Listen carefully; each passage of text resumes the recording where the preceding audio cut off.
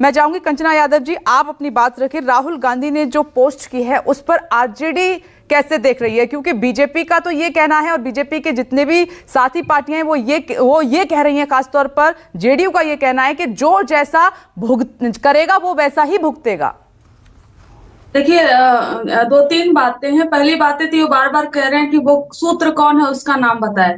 Media पर वो तमाम सूत्रों के हवाले से न्यूज चलता रहता है। हमने कभी नहीं पूछा कि वो सूत्र क्या है, आप उनको एक्सपोज करिए।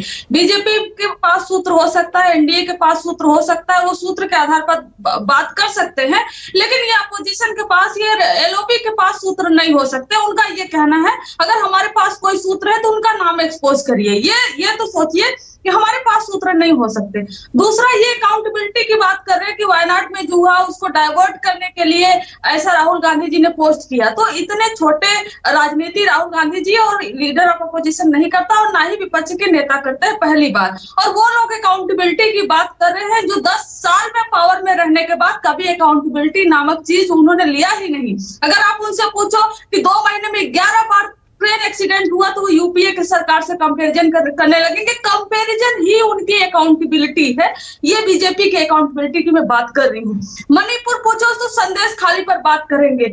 अरे करप्शन की बात आप करें, इन्होंने एक शब्द कहा, चोर मचाए शोर। अच्छा, ये संसद पार्लियामेंट जो है वो टपक रहा है पानी से। किसने करप्शन किया? मंदिर टपक रहा है, एयरपोर्ट टपक रहा है, ट्रेनें टपक रही है, हर जगह पानी टपक रहा है। किसने करप्शन किया? क्या लीडर ऑफ अपोजिशन, क्या विपक्ष का कोई नेता सरकार में है क्या जो इसने ये सारी चीजों को बनाया और करप्शन हुआ वहां से पानी टपक रहा है? इस पर बात मत करिए। और रही बात, यस 95% ईडी और 96% सीबीआई के केसेस जो है वो विपक्ष के नेताओं के खिलाफ है।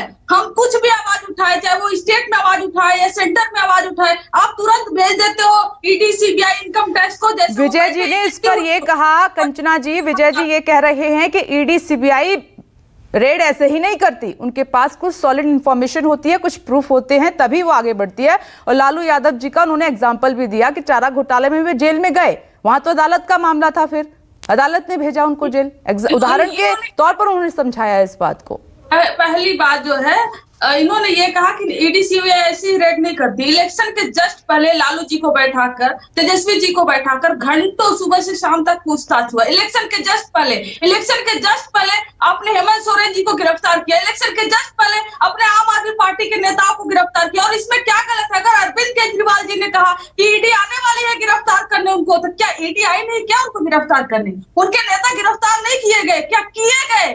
मतलब ये सच है, वो झूठ नहीं बोल रहे थे। और राहुल गांधी जी 2 बजे पोस्ट कर रहे हैं, 4 बजे पोस्ट कर रहे हैं, ये मैटर नहीं करता। मैटर मैसेज करता है। मैसेज उन्होंने जो दिया है कि हमने संसद में आवाज उठाई इनके खिलाफ, हमने चक्रव्यूह की बात की, तो ईडी और सीबीआई आ रही है और हम वेलकम कर रहे हैं उसका। ऐसा नहीं कि हम डरे हुए हैं, ये कर रहे हैं डराओ मत। कहाँ गए? डरे नहीं हुए, स्वागत कर रहे हैं, आप भेजिए। पवन शर्मा जी, ठीक है, आप कह रही हैं कि डर की वजह से ये सब हो रहा है। एक बार फिर से ईडी और सीबीआई को एक्टिव किया जा रहा है क्योंकि विपक्ष लगातार जो है घेर रहा है सरकार को।